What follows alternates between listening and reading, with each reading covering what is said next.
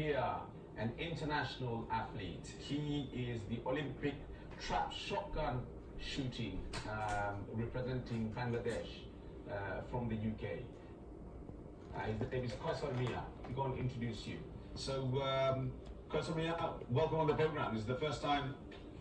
Yes, thank you. Thank you very much. You're on Sporian. We're honoured to have you here. Thank you. Thank you. So, tell us a little bit about how and why shotgun. How did you end up and the interest coming into that?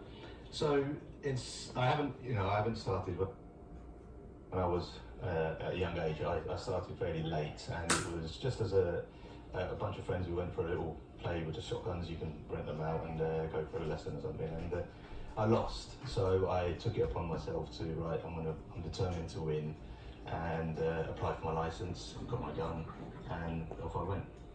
And the Olympic discipline I changed over to in 2013. So I started shooting from about 2008, and here I am representing Bangladesh on the international scene. So what does it take to be a good shooter? I mean, you're gone now international level, so what's a good shooter and what's an international shooter? I think everyone has the ability to shoot, and with most things, with shotgun shooting, it's hand-eye coordination. It's like with tennis, with the ball sports of some sort, it's just having that hand-eye coordination. And for me, it was something that's, I wanted to do for the shooting side of things, and I persevered with it and took it to the next level. So, and when I first started shooting with a shotgun, it wasn't quite the Olympic discipline itself. It was just as what they call in the UK as English sporting, which is just sort of a fun activity. There is competitions with that, and I just took that up, and that's what started my basis for it. And it was as a consequence of where my local ground is, which is the A1 shooting ground. Yeah. And my coach Claudio Capaldo, who's an Italian coach, he's the one who said to me, back in 2013, I remember the conversation because he's a stubborn Italian, and he said to me, "Why don't you represent your country?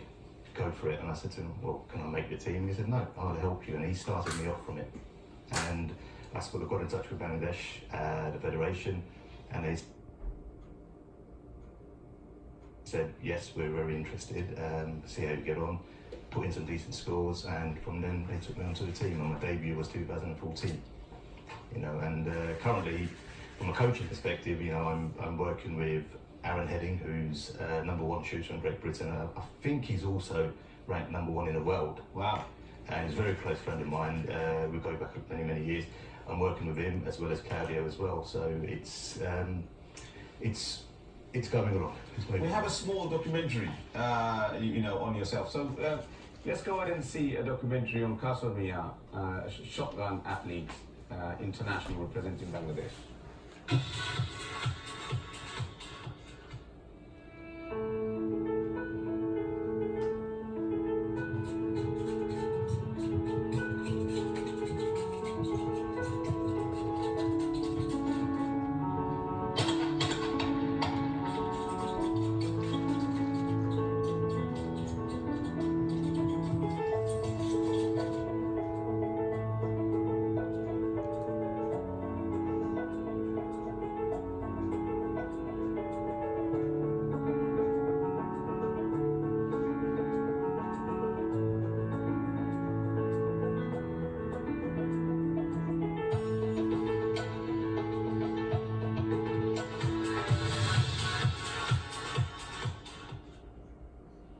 Welcome back. We're talking to Quaysoor, who's the shotgun athlete international representing Bangladesh.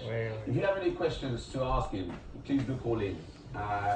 If you're inspired by a story, would you like to represent Bangladesh in any other sports? Please do call in and find out how he's made that step and made the journey to represent Bangladesh. So I was going to actually ask you that you've said you've contacted the Shooting Federation in Bangladesh. What was the journey like? Was there barriers? I mean, everybody would have expected a huge amount of barriers to get in with a governing body of Bangladesh. What's your experiences? It's been very good. It's been very good because I'm abroad and from British origin, or Bangladeshi origin, but I live in Great Britain. It's been fantastic. They've been very supportive. One of the photos of the Secretary General, he was there on the photo on that short clip you showed, and he's my main point of contact. He sort of governs the Bangladesh Shooting Sports Federation, and as because I'm coached here, trained here as well. They've been very, very supportive, and they've been very helpful as well. So, which has been brilliant. So, what's been your first journey going down there? I just wanted to, you know, you did let us know the first time you went down there to go and participate in a competition, or for them to know you, how good you are. You know, so I proved it to them. I put in, we're in the United Kingdom, we've got the United Kingdom circuit, the Great Britain circuit, and there's lots of competitions locally, which is not international. But so I put in a few good scores, I submitted my scores, and they saw the level I'm at, and from that they said, fine, that meets our requirements, and let's meet you. And so my debut World Cup international competition was in Munich, Germany in 2014 in June. And that's where my first international competition took place. And funny enough, in 2014, it was fantastic because I met the team, I met the federation, and a huge amount of support and welcome on board was received from them, so it was brilliant. We've got a caller online, so let's see who's online. Hello, assalamu alaikum. Hello, salam alaikum. Hi, what is your diet for such a superior athlete? So what is okay, is that a trick question? Okay, I'll throw that to him anyway. Well, thank you for the question. So, is there a special diet required for? With most sports and most athletes, there is a dietary requirement, and I have a routine, I have a regime on when I'm competing, on season, on what I'm eating. One of the key things with most nutritional intake is water. You know, in a competition during the season, like the video clip you showed, some of the ones in Azerbaijan, very hot. I was probably consuming about 8 litres of water a day. Wow. With other supplements going in with that. But that's something that you build on, because every individual is unique, and you build on that over a period of time. You've got to know your body, and you've got to know how you can stabilise that and deliver at peak performance times. So these international, you mentioned Azerbaijan. You know, tell us. Few other major I know you mentioned the World Cup in 2014. Yes. What other major competitions that have you represented Bangladesh? And you know, so what was the feeling like? You know, representing Bangladesh. That's such a big honour, really. It's something it's hard to describe. Having the Bangladesh flag on my back and having a worldwide audience watching you shoot and compete with some of the world's best is fantastic. And representing my country for that it's second to none. Yeah. One of the big achievements I've had is in Korea. I went to the Asian Games in 2014, which was fantastic. There's 15,000 athletes, actually bigger than the Olympics, and 15,000 athletes, 30,000 people were games makers arranging the events, and so it was fantastic. And you saw there was a short clip there which panned across the canteen. That's a canteen for 10 for all the World Cups and the World Championships and everything else, and to make the games is something else. This year I qualified to go to the Asian Games in Indonesia, and unfortunately I had some personal circumstances. I had to pull out the last minute, but the team was prepared, we were all ready to go, and I had to pull out the last minutes. But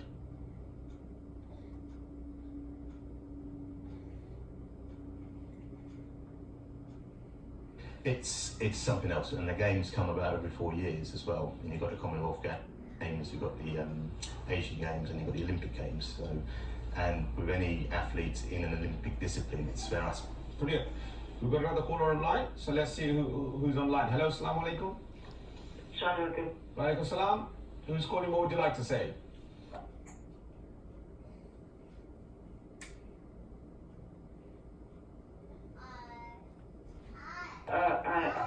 I'm Ryan. Ryan? How long does it take before a competition to train? How long does it take? Oh, right, okay. So before he's taking part in a competition, yeah? To keep the aim, vision, brain muscles alive, I'm calling it. Yeah. Throughout the year. But before the competition, that's a very good question. How often is the frequency of training? So you get to a point where you're training with shotgun shooting and a lot of the other shooting disciplines, it comes from technical to psychological. So you're training a routine, you're training your subconscious mind, if you want to talk it that way, when you're out competing. So my training, the season is from roughly March through till October, November, and that's when the season's complete. But in that period, during peak season times, I'm probably training on the ground 2, 3, 4 times a week, as much as I can. And leading up to a competition, depending on, as an example, if a competition's over a weekend, normally it's held over 2 to 3 days. So if it's on a Saturday or Sunday, I'd be out there, depending on the country, a week before, at least 4 days before. Firstly to acclimatise, and then obviously you've got the temperature differences and stuff like that. But the training doesn't stop, per se. Even now in the winter season at the moment, it's off season, I'm still going. Is there an actual season for this sport? Yeah, between March, I would say between March and November. And the first World Cup next year is in Mexico, Acapulco, and the end of the season is in November, which is in the Asian Championships in Kuwait. So that's my season, because I'm classed as within the Asian group sort of thing. So you've taken part in Olympic qualifiers as well, is it? Or? Yes, I have. I was fortunate enough to represent Bangladesh in the Asian Olympic qualification, which was held in Kuwait in 2015, and then in January in 2016 it was in India. Now, that was something else, again, going over to India and being able to participate in that, and that was a qualification. So with trap shooting, for the world in its entirety, there's 30 places to make the Olympics. So you can imagine the magnitude of athletes contending for those posts, and of which a number of them are given to the Asian continents, and the European continent, and American, and so forth. So I participated in that. I did, on the first day I performed well, but my psychology side of things and the it got the better of me, and the next day I didn't perform so well. But it was a massive experience to do that, and having that ability to participate and have that chance to potentially make the Olympic team was fantastic. But just on the training facility wise, what sort of facilities do you require to train? So I'm very fortunate in the position I am. I have local to where I live in North London, there's the A1 shooting ground, which is fantastic. It's got, in my opinion, and I've said this many a times, it's got the best targets set up in the country, in my opinion. And a lot of the GB team do train there and out and about. I've also got a lot of friends around me in the circuit, so on the video you saw a gentleman called Bernard Yeo, who shoots for Malaysia. He lives in the UK, but he's a restaurateur, mate. I think it's the Kai Mayfair. Fantastic food, by the way. Okay. Highly good for the athletes to go down here and eat. But he trains with me as well, and I have close to me is Aaron Heading, who's, like I said, he's #1 in Great Britain and in the world on the recent rankings. He's got a shooting ground in Norfolk, or out in that sort of way anyway. But there is facilities around the country, and it's for this particular discipline there isn't a huge amount, and you just got to make the most of what you can. We do try and go out, I've been out with Aaron before to Spain and Italy for like week-long training sessions, because the climate's better, the targets are good, and the visibility and the light's really good as well. So what sort of equipment would if there's many young people watching, many parents might be inspired by the story that they want their children to take part in shooting, and shooting can be a male and a female, I'm saying any sport really, male and female can take part. What sort of equipment, cost implications, the trainings, it sounds very, very expensive, is it? It can be. From a female perspective, there's female shooters, shotgun shooters out there as well. My wife shoots as well, used to shoot. Wow. We've had children, so priorities have changed. Not looking at each other. No, not yet. But we use a 12-gauge shotgun. It's an over and under shotgun. It's a competition sports gun. You have your standard ski vest, which is a jacket that you wear depending on your left-handed, right-handed shooter, and glasses, ear defenders. They're sort of the standard equipment. Other than that, there are rules and regulations that what you can or can't wear when you go to international competitions. But it's fairly simple. What you need is a shotgun which fits you and works with you. And that's really about it.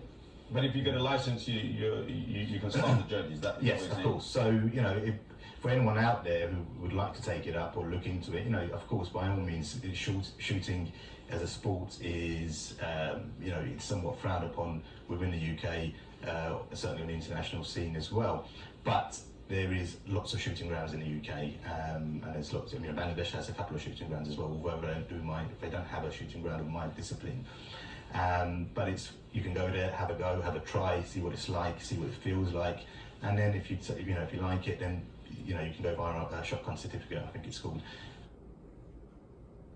and go from there. And the police do the thorough checks and it's progress from there. Is that what you call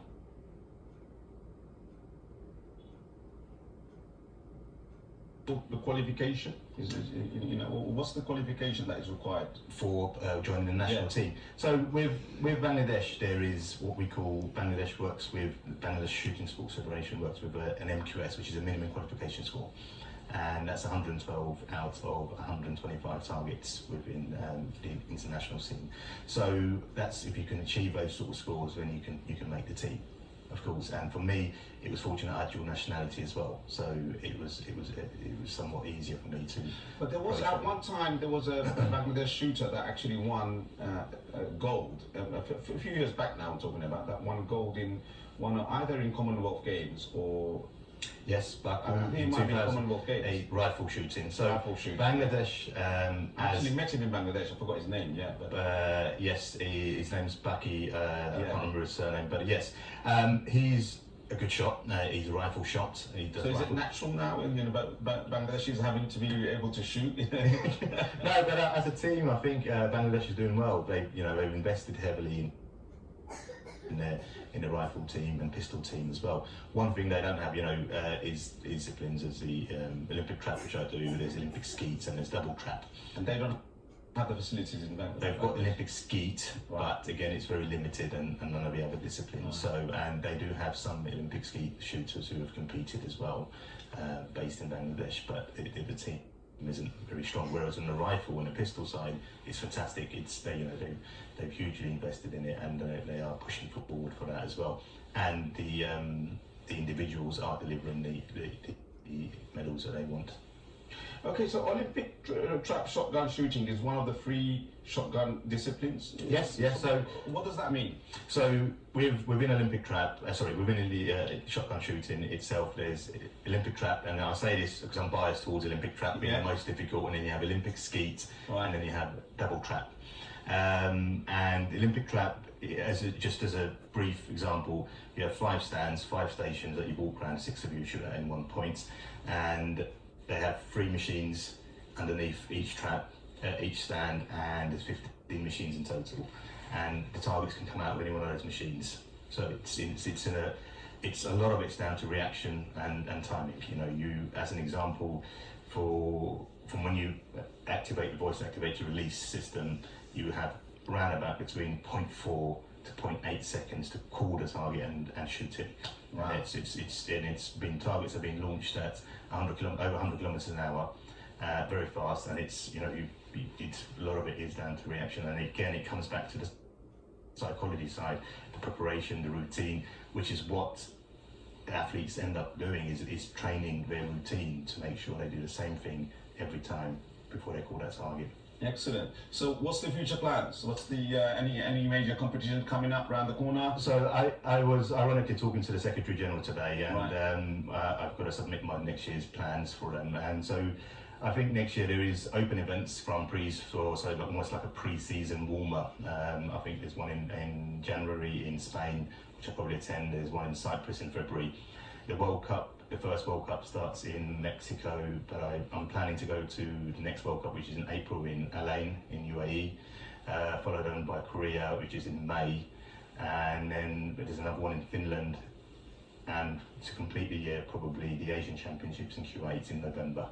Excellent. So, but yeah, it's good. I think it's a fantastic sport, and I think I genuinely believe that if you put it frankly, if you get the bug for it, you will end up wanting to do it more and more. And and if you can get the support, it's brilliant. I think you've got the passion for it as well. That keeps you going, further and further. So, guys, I'm really appreciating for coming here today. Thank you. And please do keep us informed, because we want to follow your international participation, whatever level that you take part in. And also let us know. And maybe next time, if Bobby's competing, then we're going to bring the dynamic bow here. All right? Maybe we shall see. So really appreciate it. Thank you for joining us. Thank you. And thank you to all the callers and all the other guests that have been here.